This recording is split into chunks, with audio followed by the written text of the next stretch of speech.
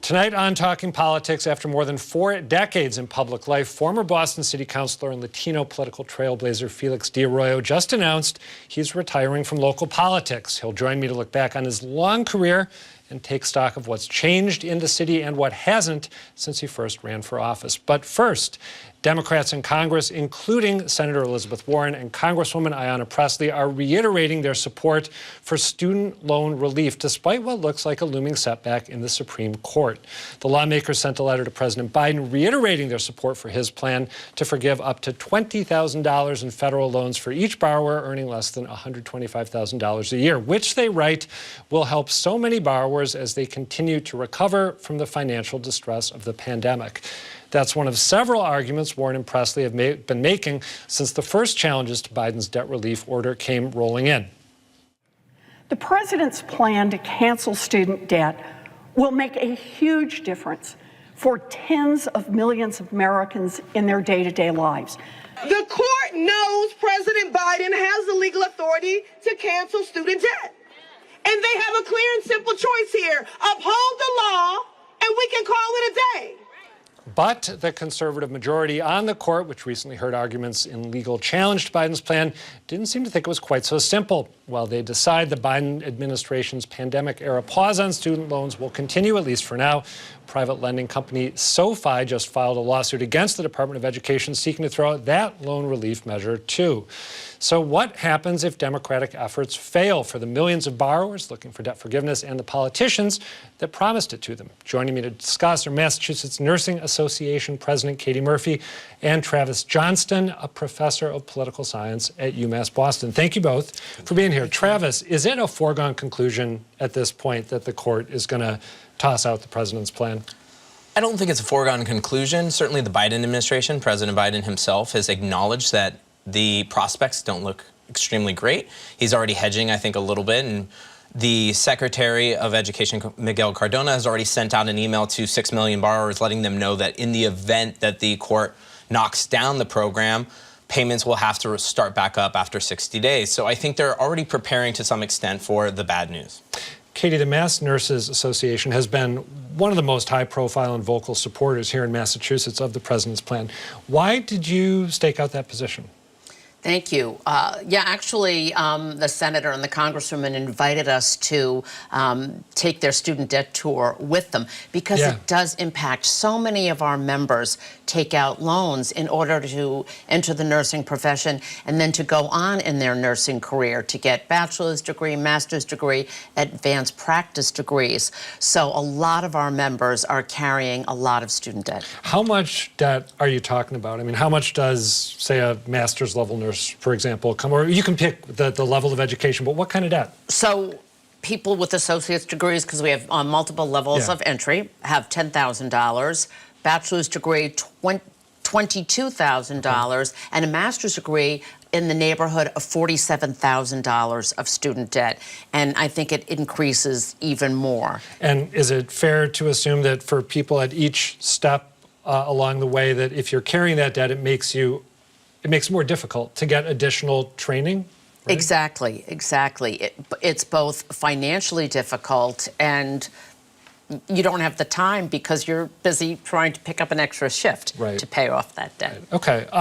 Travis, as we mentioned, I'm not sure that there were two higher profile supporters of the president's plan in Congress than Senator Warren and Congresswoman Pressley. Do you think that in any way, shape, or form they will pay a political cost if the plan that they said is clearly constitutional, the president clearly has the authority to do that, if the court disagrees, are they going to be hurt in some way? No, I don't think so. I don't think they'd pay a cost. And, you know, this will be used as a rallying cry to add more fire and more urgency to the call to student debt relief in some capacity. We've already seen that with Congresswoman Pressley saying that, pointing out the fact that Massachusetts has a number of policies trying to alleviate the burden for many in our community that's struggling, particularly communities of color, that tend to struggle the most under this burden. 2/3 of those individuals who've already applied for this relief under this plan come from communities where the income is under $40,000 a year. And so as Katie was saying, these students, and it might not sound like a huge amount, but when you're considering how much debt there is versus how much your earning capacity is and how much wealth you already have, particularly with the racial wealth cap in this country being problematic to say the least, I think that there's a lot of concern that this policy getting knocked down would have a detrimental impact on many families. Let me ask you about the political question a little more. My sense is that you've had progressive Democrats like Warren and Presley and many others trying to push the president to go in certain directions on big policy issues, in part through the use of executive, I'm blanking on what, executive orders. Thank you both. Is it going to be tougher to make that pitch if the court tosses this out? And might it lead to more moderate Democrats getting the president's ear to a greater extent and progressives getting it to a lesser extent? Yeah, I mean, there's a lot of the debate in front of the Supreme Court had to do with the question of the 2003 HEROES Act and whether this action by the executive branch went beyond what was contemplated by Congress when they enacted that statute for circumstances exactly like this, as the Congresswoman and Senator have said. What was that? Just a quick refresher. The 2003 HEROES Act was explicitly about giving the Secretary of Education the ability in situations like this, in emergency situations like a pandemic or a war, to be able to waive or modify the expectations and the requirements on these loans, right? And that's explicitly what the law was about. And so for progressives, particularly on the court and in the public eye, the question has been, well, isn't this just part of that statutory authority to waive these loans? And at this point in time, the Supreme Court, many of the conservative justices had some doubts about that, and they felt that it rose beyond the expectations of what Congress could have conceivably have thought that the president could do. So pushing back on executive action here could certainly frustrate many on the left. And that opens the door to, well, do we organize, do we mobilize from their perspective in Congress? The Higher Education Act. Can we change it? Can we give the secretary more power in this space? Though I will say the Higher Education Act does have provisions in it that gives the Secretary of Education the ability to modify loans as well, but it goes through a more laborious procedural process. Of course, mobilization in Congress is more difficult now than it would have been a year or two ago, absolutely. Right? Katie, did your members think with unanimity about this issue as the MNA got behind student debt relief, or was there any internal dissent? I'm not asking you to violate private conversations, but I'm curious. One of the arguments that you heard frequently against student debt relief is, hey, whoever I happen to be, I incurred student loan debt. I worked really hard to pay it off, and people who are grappling with it right now should do the same. Did you hear that from any of your members? You know what? I think we heard a couple of people raise that question, but you know, not with a great deal of vehemence,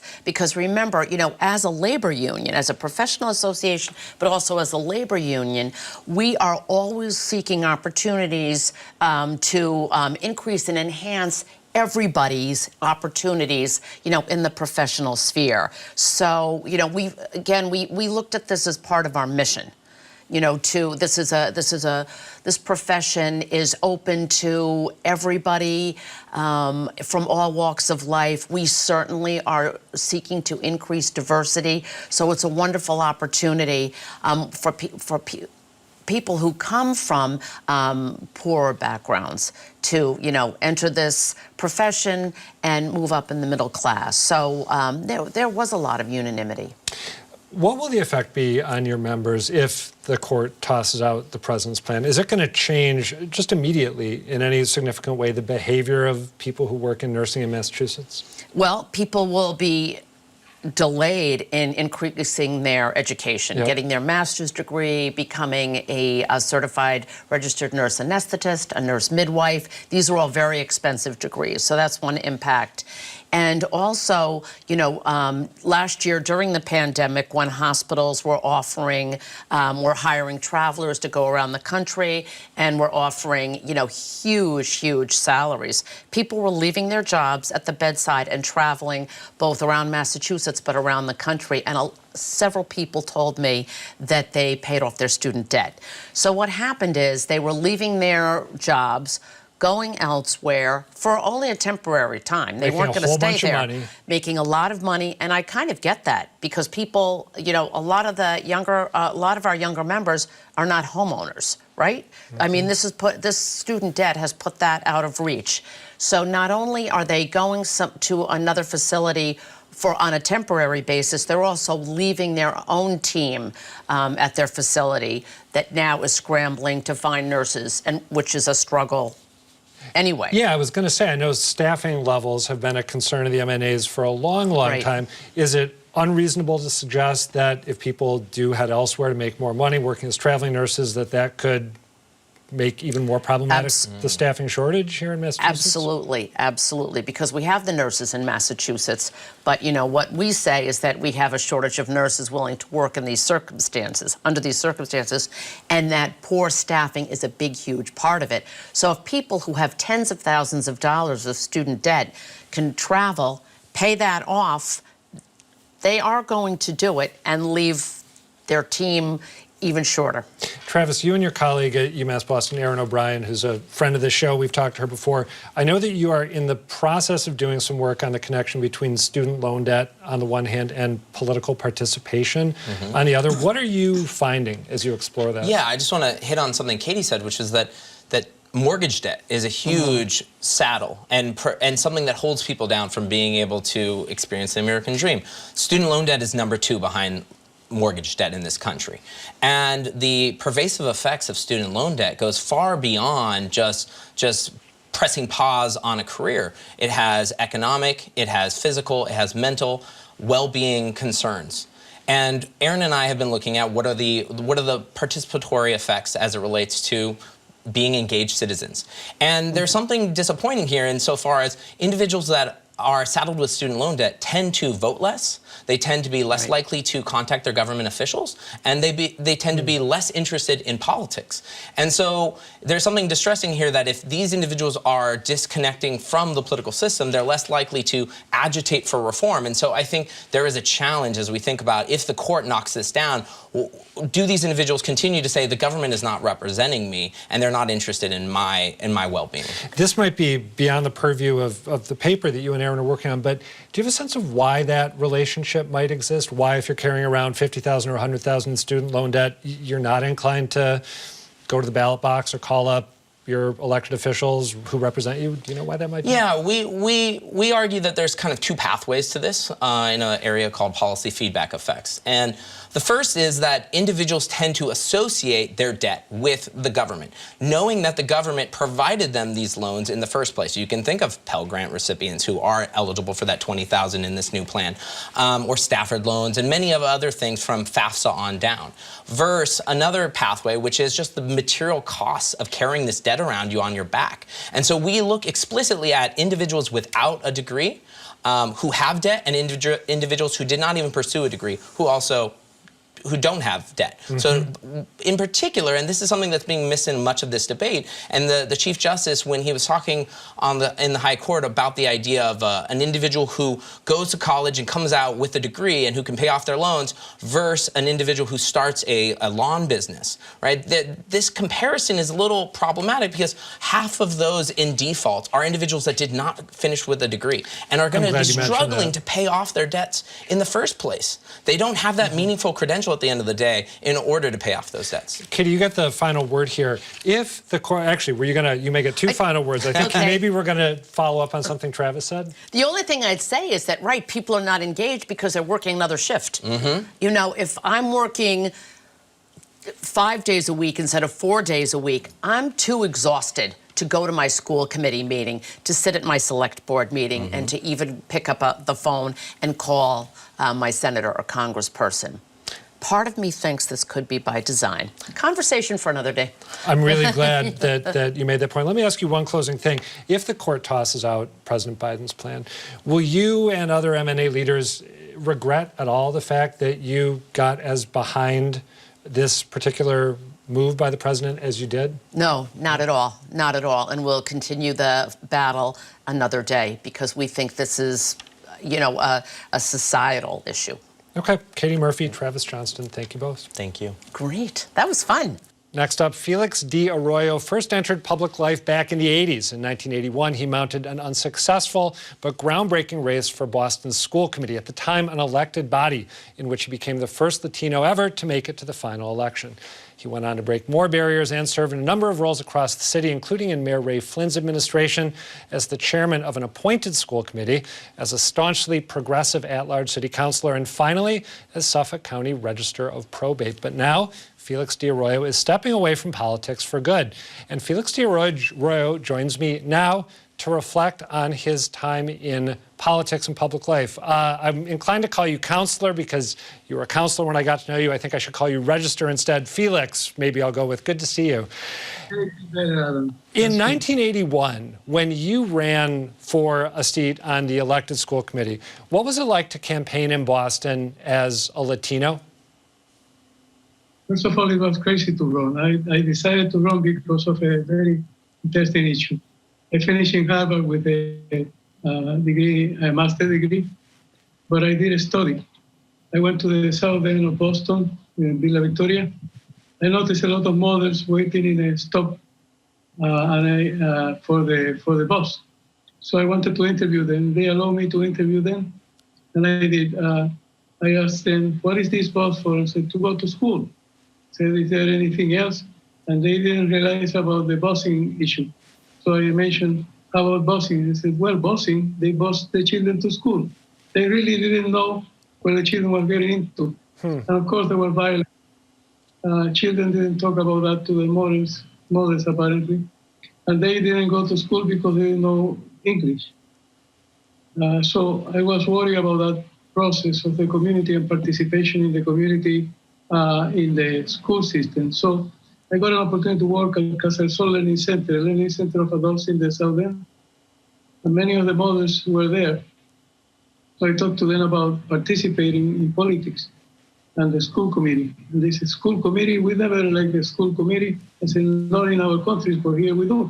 So you have an opportunity to select people to represent you in the school committee. And they said, "Well, how do we do that?" I said, "Well, you have to elect, you have to register to vote." So we established a campaign to register people. I was not thinking of running at that time, but in talking to people about why we needed to participate and what implication that had for the children, they began to look at me and said, because I said we have to find somebody who's wrong. I said, "How about you?" I said, that took me by surprise because I didn't expect to do that. I never knew. Oh, sorry, go ahead. I was going to say I never knew that history. Politics was not my desire, it was education. So I felt that people... I apologize. I just want to ask you, and by the way, I'm glad you laid that out, because I didn't know that you'd gone from being an education activist to a candidate, that was never on your radar. In 1981 and 1983, you ran for the school committee. You didn't quite make it, although you had strong runs in both those elections. You went on to found the Latino Democratic Committee, which I believe was the first statewide body for Latino political power in Massachusetts. You also went to work for John Kerry as an aide on issues involving Latin America. I'm wondering if your younger self from back in those days looked at our current moment and sized up the state of Latino political power in Boston and in Massachusetts, what would he think of it? Would he be satisfied, or would he be disappointed with where we're at today? It takes a lot to run for office, and people know that it's a big sacrifice, especially for people of other countries which have accents. As you can see, I don't lose my accent, although I have been in Boston for over 40 years. I think it's psychologically. But anyway, it's hard for people to run. So to see so many people running, we have people in the Senate, we have people in the House of Representatives, we have people now in the cabinet of the governor, we have people in the city councils across many cities in the state. That's beautiful. I hope people continue to be an example, and therefore people continue to understand that this is for us as well, that we should participate and we should be part of the decision-making role. You ended up, as we mentioned a moment ago, joining the Flynn administration. You were, I think, first an education advisor, then you were personnel director for the city of Boston. You left City Hall when Mayor Flynn appointed you to the school committee, which was now an appointed body. You became president of the appointed school committee. you were a city councilor under Tom Menino, and I think we've got an image from the Menino years of you being sworn in and other members of the council at that time, just to the mayor's right. So you saw the Flynn administration, you saw the Menino administration from inside City Hall, and now from outside City Hall, you've watched the Wu administration, the Janey administration, and before that, the Walsh administration.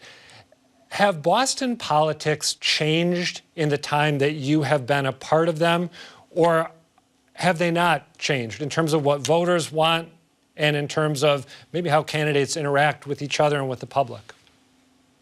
Yes, I think that the politics are more sensitive to the people at this stage than they were before.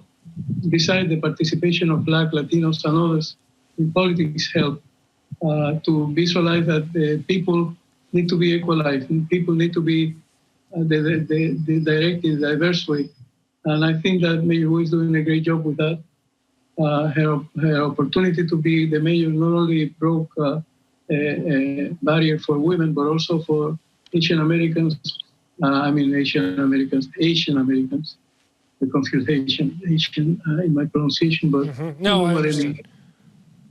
So most of the times this is not what happened. Even the governor is breaking a big barrier on gay issues and acceptance by the general public of people and where we should be. Are you okay? I know some artwork. It's okay, by the way, where it is. It's just now it's a little more intimate. We're more connected to it. But it's fine. You don't need to worry about it. It's completely good in that spot.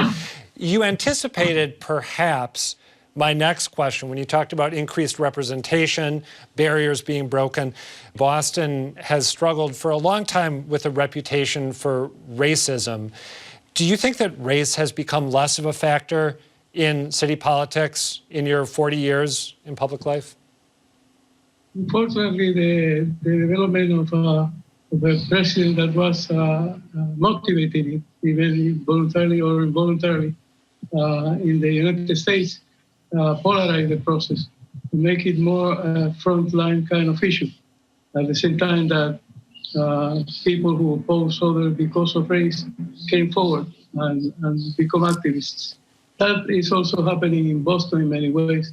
So it's a contradiction because in a way, we have better representation. We have better representation across the state and the city of Boston and other cities. And then we still have to deal with people of that sort.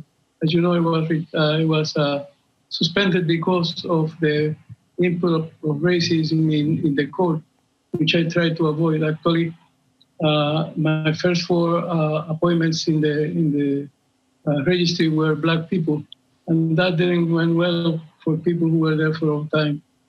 Although these were qualified people, I only appoint people that came directly through the process of the human resource and interview and all that kind of issues. Nevertheless, that created a boycott. This is 2017. I remember that. And then still have suffered. And my recollection is that subsequent findings largely vindicated your description of what had gone on. Definitely, it was impossible to find me in contempt to the court or in any issue that affected the court negatively. Actually, it was good for me. For me, it was good that they did that review because they proved that I never do anything wrong, that I never even corruption in any way or fashion. That the positions that were selected because people qualify for them. That the process of use of money over there was respected by me, and actually I took hands out, which created a problem, and that was triggered the people coming in. But they had to live with their empty hands. I want to ask you another question about changes in the city. In the early 2000s, when I got to know you a little bit, when I was working at the Boston Phoenix, you were part of a small group of city councilors. You called yourself Team Unity, and you were the vocal progressives on a body that was dominated by moderates and in some cases political conservatives. Now it seems to me that on the city council, the progressives run the show. Michelle Wu is mayor. You endorsed her in the final election, and she is considered a progressive by most political observers, though some people want her to be more progressive than she is. Has the city become more progressive do you think? Or is that shift not necessarily something that correlates with the identities of the politicians who represent the city? They have been more progressive in the selection of people. The people who selected me were Bostonian, of course, and they give me a majority of their votes, which I'm very grateful for, in the positions that I have held as the first Latino across the state, in many positions. And yet, at this point, we have more people representing people of color in different positions in the government. So that couldn't happen without people voting for them. So although there is a very vocal racist group of people, they are a minority. The majority of the people of Boston actually feel shame for that and are trying to correct it very, very profoundly. So I'm proud of the city of Boston for trying hard to eliminate that voice. Not eliminate the voice because it's a democratic process, but to make sure that that voice don't raise to a point of electing people in position of power. Now, the city council, as you ask, is better. We have 7 people of color for the first time in the history of the city council, and it is important that that happen because it's also a result of people voting. It's an election. It's a process of democracy. So I'm proud of Boston for doing so. One more question for you. You only have about 30 seconds to respond, but both of your sons lost high-profile races. Felix ran for mayor and was unsuccessful, and more recently, Ricardo ran for Suffolk DA and fell short. Do you think that in the future, Boston is going to have a Latino mayor, or that Massachusetts will have a Latino DA of Suffolk County, or a Latino governor, or a Latino, perhaps, U.S. senator? Sure. I didn't thought that this was going to happen, that 7 members of the city council will be minorities, that the mayor of Boston will be a person of color, and a woman. So, yes, it could happen. It could happen soon, sooner than people think. All right. Felix De Arroyo, thank you for being here to reflect on your time in politics and public life, and congratulations on your retirement. Thank you. Thank you to the people of Boston for giving me that opportunities and for you to give me the opportunity to talk to them. And yes, I feel very good about the process that we established and hope that it will continue. Thank you. Finally, as we take a closer look at Governor Healey's political agenda over the coming weeks and months, we would like to hear what you think. Do her priorities line up with the issues that are top of mind for you? What should she be focusing on in your view? Let us know at gbh.org/Healey-agenda.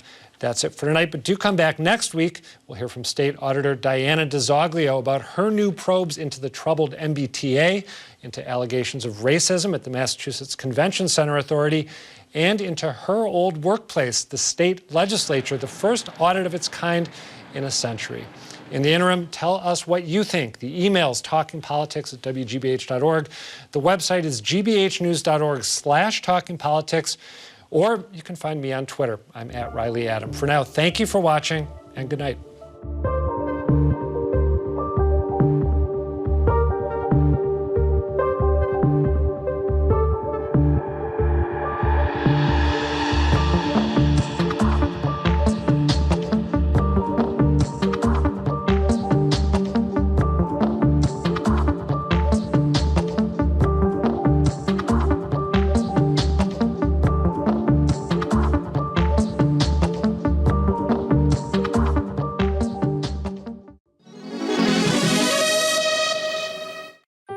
It's one of England's